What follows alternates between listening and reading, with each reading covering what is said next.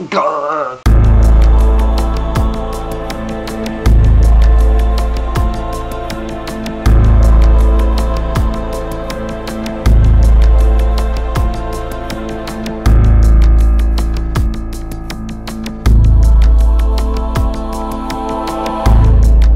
всяка жена иска от един мъж, той да я разбира, винаги да знае какви са и проблемите, какво е на главата, какво мъжът е съгрешил, какво всъщност жената иска в точно този момент, какво жената иска да се случи утре, какво иска жената да се случи и така нататък. Така, всеки един мъж иска от една жена тя да знае някои малки работи, малки, не са много. И смятам сега да ги кажа, да ги изброя даже всичките тези работи, които една жена трябва да знае за мъжките закони. Ще ги изброявам в точки, така че може сега да хванете една тетрадчица, една химикалчица и да започвате чинно да си записвате всичко, което ви кажа, защото наистина е много полезно. Всичко това, което ще чуете в момента. Първа точка. Ако вие смятате, че сте дебела, това сигурно е така. Втора точка. Понякога ние не мислим за вас. Научете се да живеете с тази мисъл. Трета точка. Неделя е равносилна на спорт.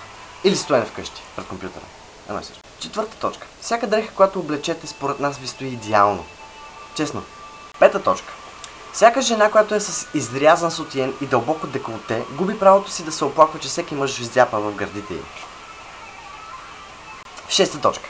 Всяка жена има прекалено много обувки. Седма точка. Сълзите си чиста проба шантаж. Осма точка. Когато искате нещо, просто помолете за него. Мамиците понякога не вършат работа. Девета точка.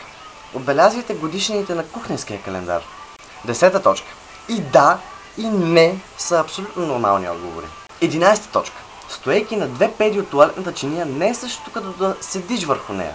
Понякога се случва да не оцелим. 12 точка. Съгласете се, че това да ви боли глава в продължение на 2 години всяка вечер си е медицински проблем. Така че до вечера това го кажете на доктора, не на нас. 13 точка. Ако кажем нещо, което може да се интерпретира по два начина, един от който ви депресира и ви разстройва адски много, бъдете сигурни, че сме имали преди другия вариант. 14 точка. Позволявайте ни да гледаме и други жени, иначе как ще знаем, че вие сте най-прекрасната. 15 точка. Не търкайте лампата, ако не искате джина да излезе. 16 точка. Вие можете или да ни помолите да свършим нещо, или да ни кажете как да го направим. Никога и двете едновременно. До тук добре, но вие мъже, знаете ли всъщност какво означава, когато една жена каже нещо, всъщност какво е в главата? Затова смятам в следващите няколко минути да ви кажа няколко полезни съвета за най-често употребяваните фрази от жените и следващия път вие да знаете и да не се чувствате объркана заради това, което тя е казала. И след това тя ви се цупи, вие не знаете защо и всичко отива по дяволите. Какво имат в предвид жените, когато казват: искаш ли да го направиш? Това всъщност означава по-добре го направи. Хубаво! Това е думата, която жените употребяват за края на изречение, когато знаят, че те са прави и вие трябва по-добре да млъкнете. 5 минути! Това означава минимум половин час. Заредете се с търпение, може би една бира, докато изчакате тя да бъде готова. Нищо. Това означава нещо и вие трябва да сте на щрек. Нищо. Обикновено жените го използват заради тяхно чувство, когато се опитват да ви обяснят какво ваше качество или нещо друго ви липсва във вашето държание. Карай с намърщена физиономия. Това е смелост, която жената проявява, като започва с нищо и завършва с хубаво. Тоест, нищо хубаво за вас. Карай със спокоен поглед. Това означава отказвам се или прави каквото искаш. Дълбока въздишка. Това означава, че в точно този момент ви мисли за пълен идиот и се чуи защо си губи времето с вас. Тиха въздишка. Това означава, че тя е доволна от това, което чува и вижда от вас. Няма нищо. Да, бе, сигурно няма нищо. Това е един от най-опасните изрази, което една жена може да каже на един мъж. Това означава, че тя иска да мислите дълго време върху това, което се е случило, върху нейните чувства и върху това, което сте казали. При всички случаи сте загазили, ако сте го чули. Моля те, направи го. Това е покана. Тя ти дава шанс. Затова бъди внимателен, за да чуеш няма нищо. Благодаря.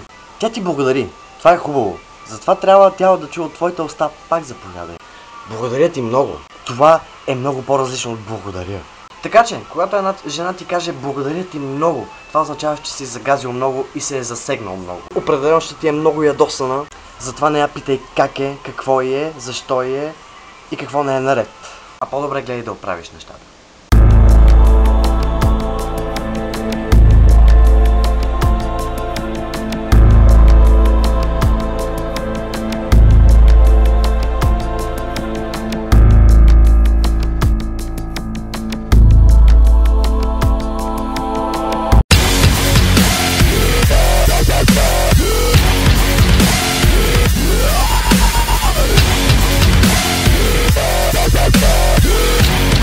11 точка. Седейки на две педи от... Седейки, що седейки, бе? А стоейки. 11 точка. Стоейки на две педи от тоалетната чиния не е също като...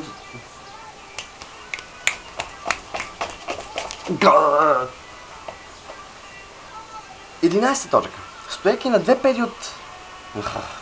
11 точка. Стоейки на две педи от тоалетната чиния не е също като... Седиш.